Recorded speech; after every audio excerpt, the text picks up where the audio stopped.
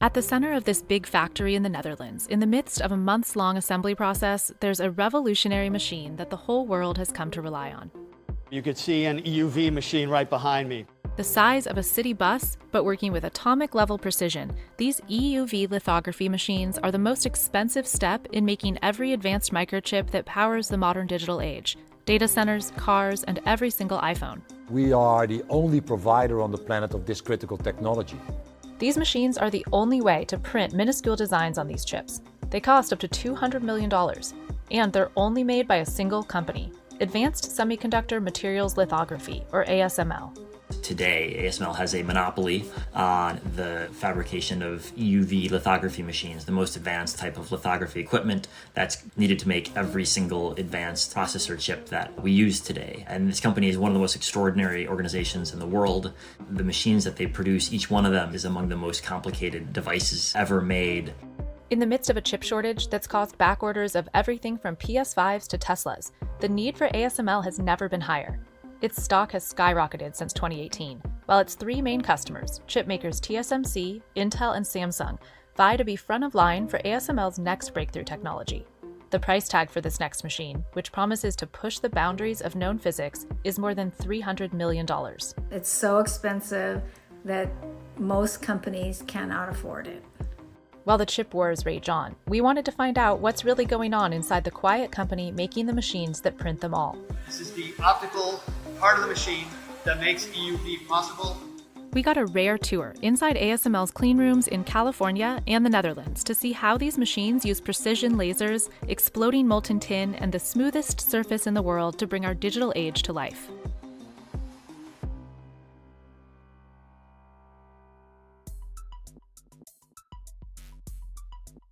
ASML's crucial role on the chip-making stage has brought it wild success over the past few years, making it even more valuable today than Intel, one of the biggest chip makers it supplies. It's double-digit growth every year, and we're not a startup. We have now 32,000 people.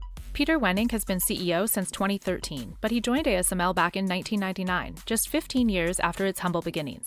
It started as a subsidiary of Dutch electronics giant Philips in 1984, conducting research out of a leaky shed next to a Philips office building in Eindhoven in the Netherlands. They were in financial dire straits, so we had no money. We were poor. And because the problems Philips had were so big, nobody looked at this little outfit out there that was trying to do something crazy, so they neglected us. Still, in its first year, the company successfully launched a first-of-its-kind machine that used precise rays of light to print tiny designs on silicon to make microchips, a technology known as lithography. The first lithography tool really looked like a projector. There is basically a reticle which holds the image that you want to project. Then there is an optical system which is going to take this image and project it on the wafer. Semiconductor lithography was invented in a US military lab, and for a long time, up through the 1980s, the key lithography firms were American, based in New England. Chris Miller of Tufts University is writing a book called The Chip War, the fight for the world's most critical technology. When the industry was getting ready to jump into the early stages of EUV research, none of the US firms were ready to take the plunge on what would be an expensive and risky proposition, whereas ASML was. By 1988, ASML had 5 US offices with 84 employees, and a new Dutch office that eventually became its headquarters in Veldhoven, where CNBC took a tour earlier this month. We're walking through the EUV factory, which is about 50,000 square meters of space with 1,500 employees who are working in shifts 7 by 24 to produce 100% of the EUV machines shipped worldwide from this facility.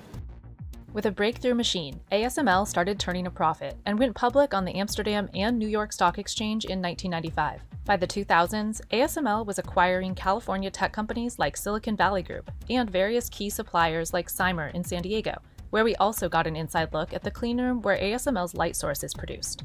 So this is actually the nozzle manufacturing area where we actually build the nozzles. This is actually the piece where the tint shoots out of. That's what's going to create your EUV.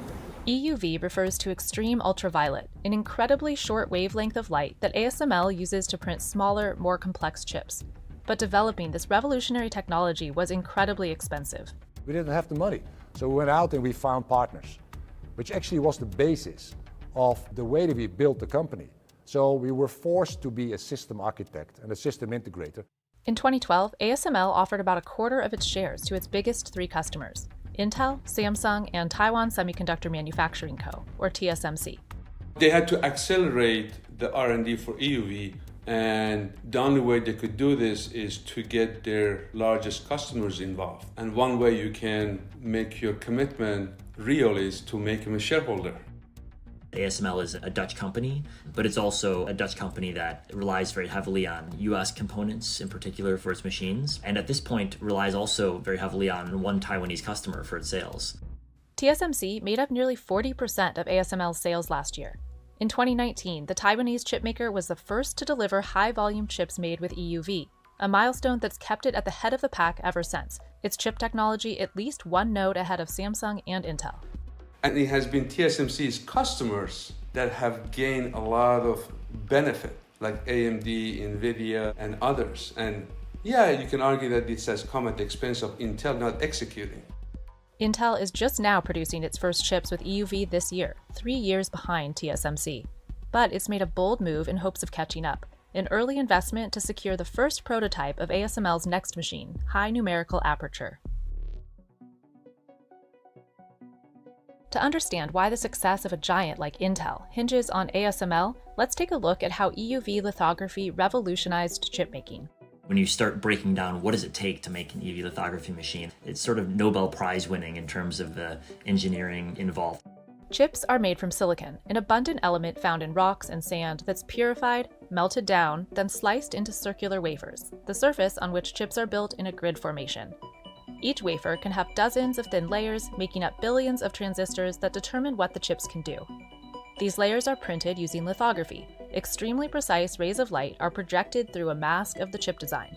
When the light hits the surface of the wafers, which have been coated with photoresist chemicals, it prints the minuscule designs on each layer at extremely high volumes. If you think of a typical processor chip in an iPhone, for example, will have over 10 billion transistors on a chip, and Apple will sell 100 million or more iPhones for each model that's rolled out. So you're already talking in numbers that are far bigger than you or I remember how to pronounce. As the wavelength of the light source in making chips gets narrower and narrower, it gives us the ability to make chips with smaller features, which means the chip is faster, the chip can be smaller, the power consumption of the chip can be lower. The smallest transistors are more than 10,000 times thinner than a human hair. The designs have gotten so small, ASML had to develop new methods of printing at the very edge of known physics. With the help of customer investments and a consortium of scientists, ASML figured out a way to create large amounts of extreme ultraviolet light, with a wavelength so short it's not only invisible to the human eye, it's absorbed by all natural substances, even air. So the entire process has to happen in a vacuum, a first for lithography. At 13.5 nanometers, ASML's EUV wavelength is the size of just 5 DNA strands laid side by side. The previous generation machines used deep ultraviolet light, or DUV, with a wavelength of 193 nanometers. The vast majority of ASML's business, 268 of the 309 machines sold in 2021, still use DUV technology, which is used to print the less advanced chips, which are in shortest supply. DUV is for anything that is low technology, like a toaster or a refrigerator, or even some of the electronics in your car. Today's iPhone 13 is EUV. Both DUV and EUV lithography is so advanced it requires precision down to the atom. This is an EUV cabin of our clean room, which is 10,000 times cleaner than the outside air. We're wearing these clothing not to protect ourselves from the environment, but we're protecting the machine from the contamination that's created by us. This tiny thread may look like the strand of a spiderweb, but it's actually molten tin being shot out at a pressure of 4,000 psi, and it's how the EUV light is created. This is continuous tin. It never, ever stops. The tin is streaming through a perfectly calibrated nozzle which we saw being built in San Diego at a rate of 50,000 droplets per second. A 30 kilowatt carbon dioxide laser hits each droplet twice per second, vaporizing them into plasma. These tiny explosions are what emit photons of EUV light. A huge number of tin explosions need to happen because only about 5% of the photons reach the actual wafer. The light particles are so short they get absorbed by mirrors, the typical method used to precisely aim light through a lens. So ASML partnered with German optics company Zeiss, which makes the flattest surface in the world. The flatness is really just incredible. If you took a mirror element that is maybe this big and you blew it up to the size of the country that we're in, the biggest bump would only be about 1 millimeter across the entire surface of a mirror the size of this country. EUV light bounces off these groundbreaking Zeiss mirrors until it hits photoresist chemicals on the surface of the silicon wafer to print minuscule designs that make up the chips. The aim needs to be so precise, TSMC says it's equivalent to shining a laser from the moon to hit a coin on the Earth.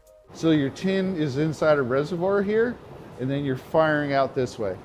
Pete Mayall has been running this clean room for 6 years. If any kind of defect particle whatsoever is even on the tip of that capillary, it's a fail. We'll remove and start all over again. And the speed and scale at which this has to happen is staggering. ASML says an EUV machine churns out about 3,000 wafers a day. There can be hundreds of chips on a 300mm wafer, and up to 10 billion transistors per chip. They take extraordinary achievements of engineering and physics, and they're able to replicate these on a mass production scale and at a low enough cost where these machines can be used in chip fabs to churn out thousands and millions of chips for the companies that buy them.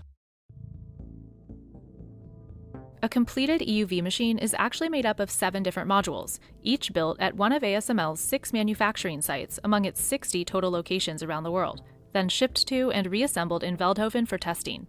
Then it's disassembled again for shipment, which takes 20 trucks and 3 fully loaded 747s. In 2021, ASML sold 42 EUV machines, bringing the grand total it's ever shipped to just about 140. With each machine costing up to $200 million, only 5 customers can afford to buy EUV systems: Micron, SK Hynix, Samsung, Intel, and TSMC, the last 3 making up nearly 84% of ASML's business.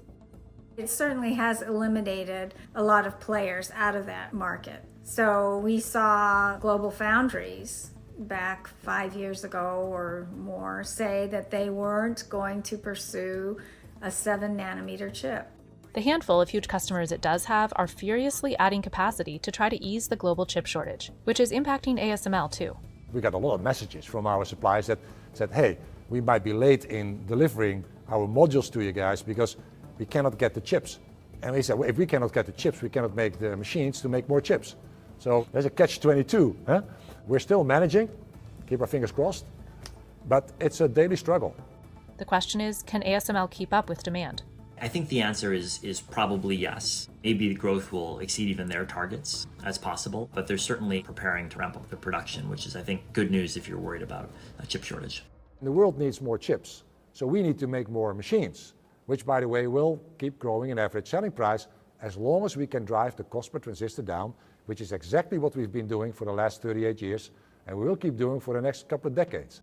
Before EUV, chipmakers had 3 companies they could choose from for their photolithography tools: ASML, Nikon, and Canon. Nikon in Japan is still a competitor for DUV, but ASML is the only option for EUV.